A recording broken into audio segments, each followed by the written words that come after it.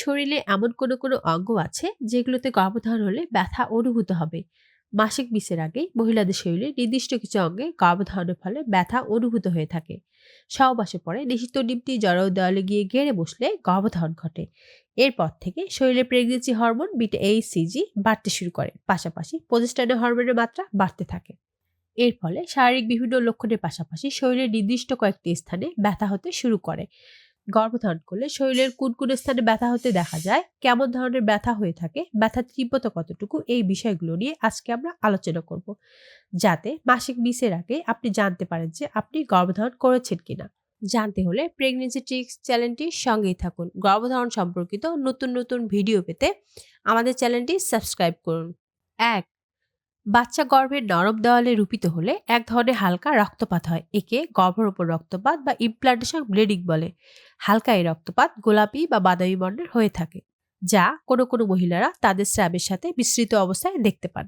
হালকা এই রক্তপাতের সাথেও তলপেটে এক ধরনের ব্যথা হয়ে থাকে, যার তীব্রতা অনেক হালকা হয় এবং তলপেটের ডান বা বাম পাশে অথবা নাভির ৪ আঙ্গুল নিচে হালকা আঁকড়ে ধরার মতো বা হালকা মোচড়ানোর মতো ব্যথা মহিলারা অনুভব করে থাকেন। এই ব্যথা গর্ভধারণ করলে মাসিক মিসের আগে থেকেই বুঝতে পারবেন।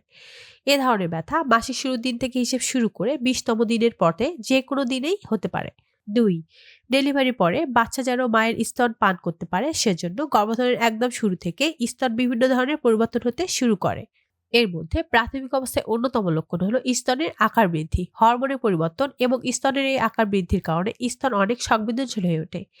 এর ফলে হালকা স্পর্শে স্তন অনেক ব্যথা করে, আকারে আরো বড় হয়ে ওঠে এবং স্তন বিন্দুর চারপাশে যে এরিওলা বা কালো অংশ থাকে তা আরো বিস্তার লাভ করে। গুরুত্বপূর্ণ এই লক্ষণ দেখা দিলেও বুঝবেন আপনি গর্ভবতী।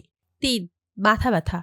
গর্ভধারণের ফলে হরমোনের বিভিন্ন ধরনের পরিবর্তন বাড়তে শুরু করে।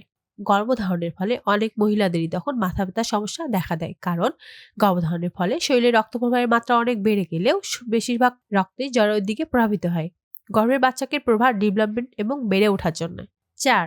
গর্ভাবস্থায় পিঠে ব্যথা বা কোমরে ব্যথা হয়ে থাকে, বিশেষ করে মাসিক মিসের আগেই বা প্রাথমিক পর্যায়ে।